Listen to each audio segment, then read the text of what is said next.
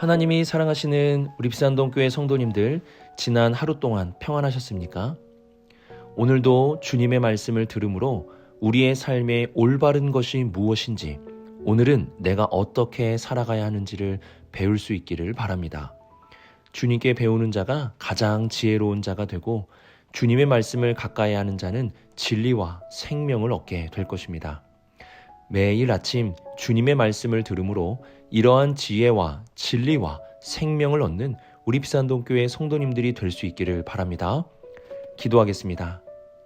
사랑의 하나님 아버지, 우리에게 주님의 말씀을 듣는 마음을 주옵소서. 세상의 여러 소리들 중에 주님의 말씀이 가장 크게, 가장 분명하게 들려지는 우리의 복된 삶이 되게 하여 주옵소서. 날마다 주님의 음성을 기뻐하고 그 음성에 따라 살아가는 우리 모두가 되게 하여 주옵소서. 이 모든 말씀 예수님의 이름으로 기도드립니다. 아멘.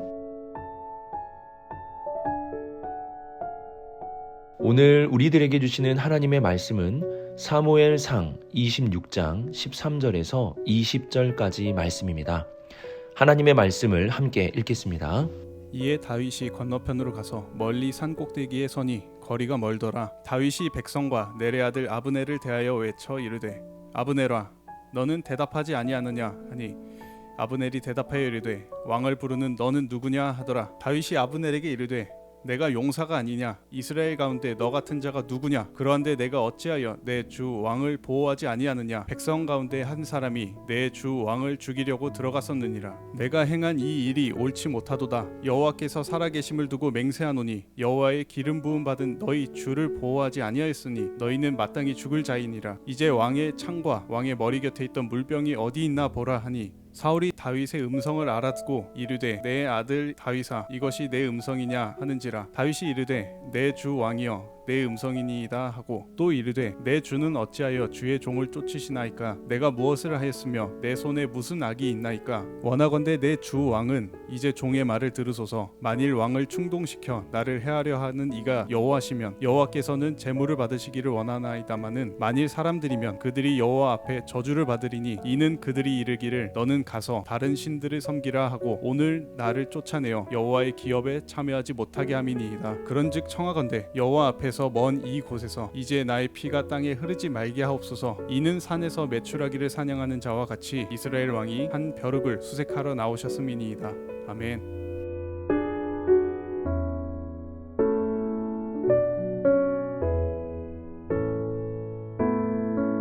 13절을 보시면 건너편, 멀리, 멀더라와 같이 거리를 나타내는 말씀을 반복하고 있습니다. 이는 다윗과 사울의 거리가 멀리 떨어져 있다는 것을 알려줍니다. 이러한 거리는 단순하게 물리적인 거리만을 의미하는 것이 아닙니다. 이는 다윗과 사울의 관계적인 거리도 알려주는 것입니다. 이전에 사울이 악령으로 고통받을 때 다윗은 그의 가까이에서 악기를 연주해 주었습니다.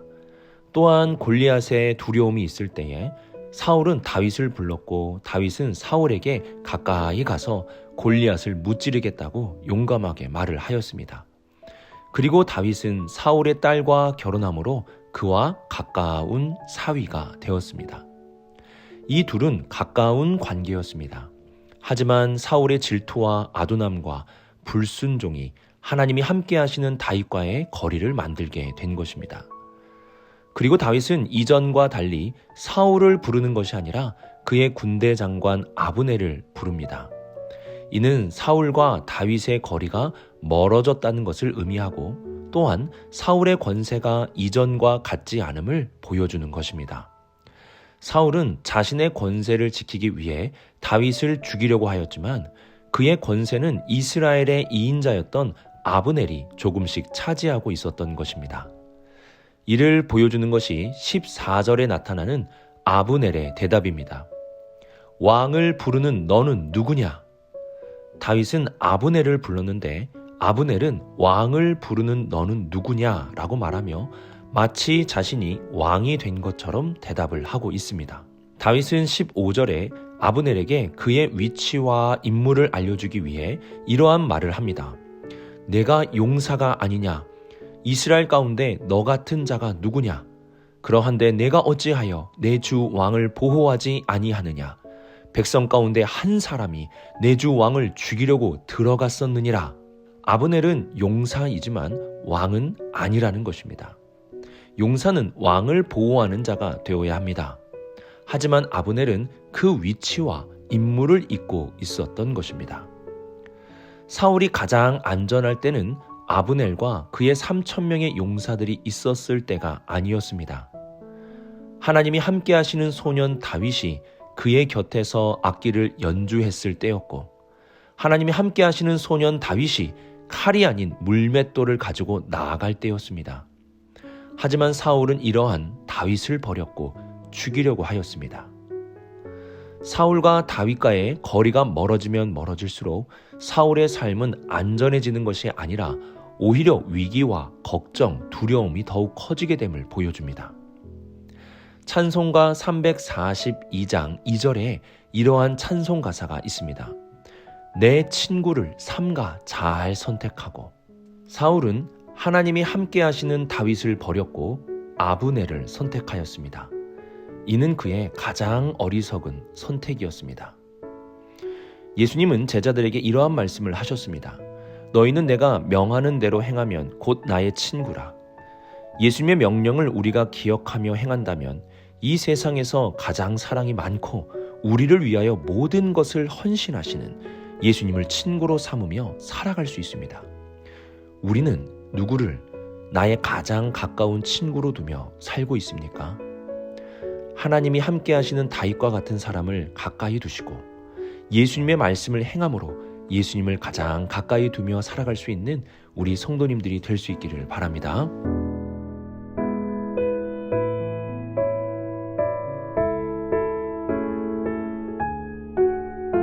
다윗은 사울을 향하여 18절에 내 주, 주의 종이라고 사울을 높이며 자신은 낮추고 있습니다. 그리고 19절에서도 내 주 왕이라고 사울을 부르며 자신은 낮추고 사울을 높여주고 있습니다. 이는 이전에 아비가일이 다윗에게 보여준 것으로 분노를 잠재우고 상대방의 말을 듣게 하도록 하는 지혜로운 모습입니다. 이전에 다윗이 사울을 죽일 수 있었지만 사울의 겉옷만 베는 사건이 있었습니다. 이때 사울은 다윗을 내 아들이라고 부르며 자신의 잘못을 인정하였습니다. 그런데 얼마 후에 다시 다윗을 죽이려고 군사 3,000명을 일으켰습니다. 그리고 또 다윗은 사울의 목숨이 아닌 창과 물병만 가지고 오는 선함을 베풀었습니다. 사울은 언제 그랬냐는 듯이 다시 다윗을 내 아들이라고 부릅니다. 사울의 모습을 보면 이해가 되지 않습니다. 그는 오락가락하고 있습니다. 죽일 듯이 달려들었다가 언제 그랬냐는 듯이 다윗을 향한 간절한 마음으로 바뀌었습니다. 왜 이렇게 사울이 오락가락하는 것일까요? 다윗은 그 이유를 정확하게 알고 있습니다. 19절 말씀을 보시면 왕을 충동시켜 나를 해하려 하는 이가 여호와시면 여호와께서는 제물을 받으시기 원하다마는 만일 사람들이면 그들이 여호와 앞에서 저주를 받으리니 라고 말씀합니다. 사무엘상 말씀을 쭉 읽어온 우리는 하나님이 사울을 충동시킨 것이 아니라는 사실을 알고 있습니다. 다윗은 후자, 사람들이 사울을 충동시켜 자신을 죽이려고 한다는 사실을 말하려 하는 것입니다. 사울의 주변에는 사울을 충동시키는 자들이 있었습니다. 이들의 충동은 무고한 자의 피를 흘리게 하는 잘못된 충동이었습니다. 사울에게 결코 유익이 되지 않았지만 이들은 사울을 부추겼고 다윗을 죽이라고 말하였습니다. 사울이 이렇게 오락가락했던 이유는 바로 그 주변에 충동하는 자들이 있었기 때문입니다. 이렇게 충동질하는 사람들은 사울의 주변에만 있었던 것이 아닙니다. 다윗이 사울의 진영 가운데 들어갔을 때도 아비새가 다윗을 충동질하였습니다. 나발이 다윗을 업신여겼을 때는 다윗 자신이 스스로를 충동하였습니다. 중요한 것은 충동질하는 사람들의 말과 충동을 잠재우는 사람의 말을 구별할 줄 아는 지혜가 있어야 한다는 것입니다. 다윗은 사울에게 자신을 낮추고 사울을 높여주면서 이제 종의 말을 들으소서라고 간청합니다. 충동질하는 사람의 말이 아니라 진정으로 당신의 충동을 잠재우고 선한 길로 인도할 수 있는 내 말을 들어달라는 것입니다. 성경에서는 듣는 마음을 중요한 것으로 말씀합니다. 여기서 듣는 마음은 모든 사람의 말을 듣는 마음을 말하는 것이 아닙니다. 우리를 살리는 하나님의 말씀을 듣는 마음이고 충동을 잠재우는 지혜로운 자의 말을 듣는 마음이며 고통과 가난과 어려움 속에 있는 자들의 소리를 듣는 마음을 말하는 것입니다. 사울에게는 듣는 마음이 있었지만 하나님의 말씀이 아닌 충동질하는 자들의 말을 듣는 마음이 있었습니다. 그러나 다윗에게는 하나님의 말씀과 충동을 잠재우는 사람의 말을 듣는 마음이 있었습니다. 우리에게는 누구의 말을 듣는 마음이 있습니까? 하나님과 우리의 충동을 잠재울 수 있는 사람의 말을 듣는 마음을 가지며 살아갈 수 있기를 바랍니다.